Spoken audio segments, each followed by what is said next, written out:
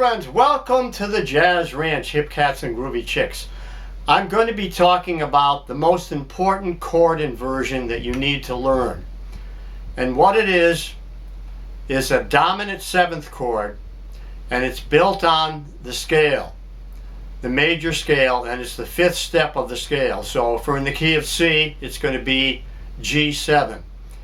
And in order to play an important chord progression in the key of C, you need to learn how to invert the G7 to its second inversion.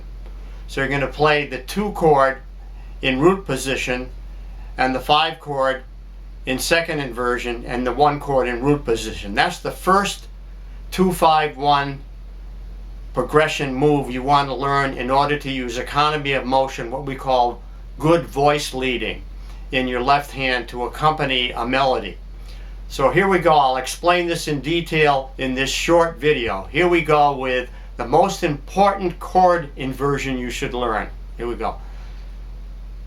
Okay, welcome to the Jazz Ranch studio. I'm going to be talking about the most important chord inversion you can learn. And this has to do with playing the most important chord progression, which in music is the 5-1, or in jazz or popular music is the 2-5-1 progression. And the chord we're going to invert is the 5 chord. So I'm going to talk about what those chords are now by illustrating it on the keyboard in the key of C.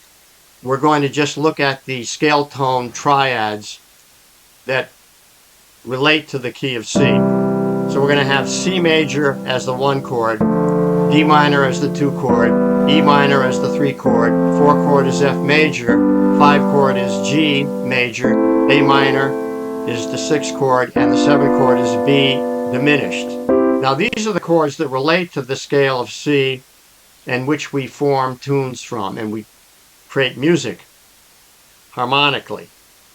Now we're going to use 7th chords because those are most practical for most popular music and for jazz. So we're going to add the 7th to the major chord and have a major 7th. The 2 chords are going to be D minor 7, 3 chords are going to be E minor 7, 4 chord F major 7, 5 chord G dominant 7th, 6 chord A minor 7, 7 chord B half diminished or B minor 7 flat 5, and then C major 7. So if we play a 2-5-1, we're going to have D minor 7, G dominant 7, C major 7, or we could play C6. Now, that's the 2-5-1 if you played them in root position. But we're going to invert the 5 chord. And the reason for that is we don't want to jump up there to the 5 chord in root position. We want to play it inverted so that we can have smooth transition from 1 chord to the next, which we call economy of motion or voice leading. And I'll explain that in this way. We're going to use a second inversion G7. So we're going to go down an octave here to G7 in root position, take it up 1 inversion, and take it up another inversion. Now, to invert a chord, you just take the bottom note, put it on the top. So root position has the root on the bottom. First inversion has the 3rd on the bottom. Now we move that up to the top. Now we have the 5th on the bottom. That's second inversion of a G7. Now that's right in position with the D minor 7. So we can move to it by voice leading, meaning small moves. This voice moves to here, this voice moves to here to get to the G7. That's as simple as that.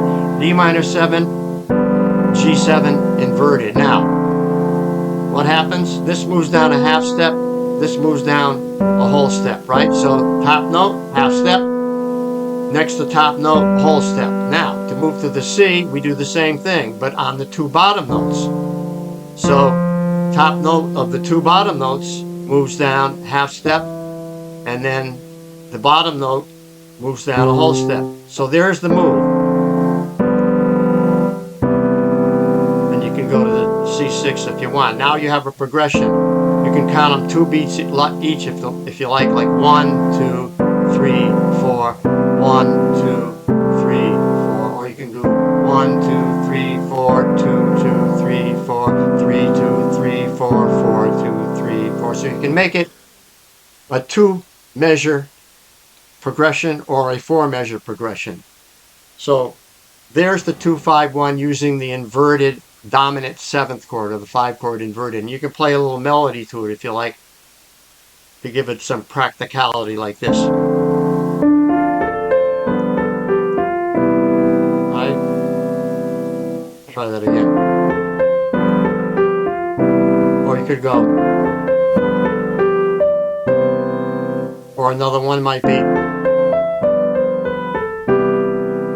You see? That gives it a melody and it makes more sense of the progression. You do that if you like.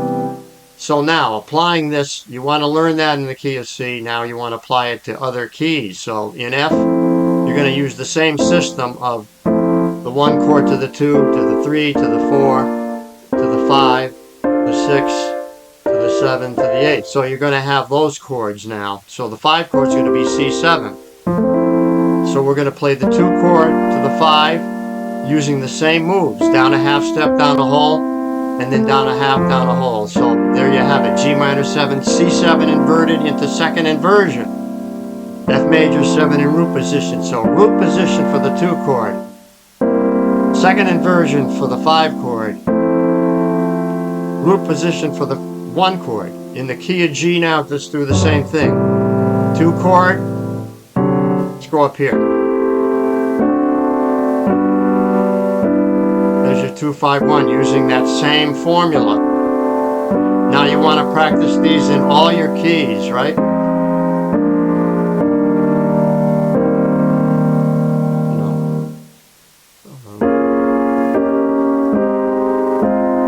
Practice them on all your keys, but just start with the easy keys. Maybe start with 2 or 3 or 4 keys to begin with and get good at them, and then try to apply them to a tune now, or do the little exercise I showed you. But a good tune to try out is Don't Blame Me. It's in C, and it uses 3 or 4 of those 2-5-1. So you have this. I'm going to give you the example of it, using that particular formula now on a tune called Don't Blame Me.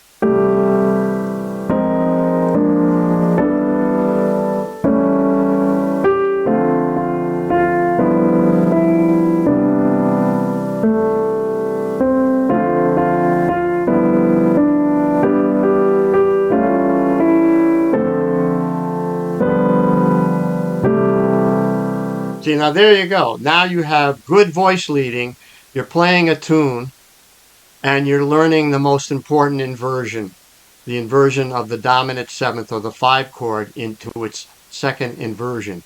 And we'll have another lesson, short lesson like this, on more interesting inversions. But there you go with the most important one to learn first.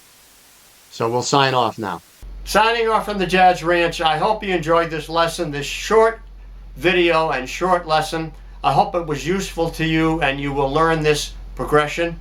And please write to me if this was helpful. I'd love to hear from you, and I always respond to all my comments if you give me enough time. And until next time, I'll say swing loose, and we'll see you next time around. Bye bye.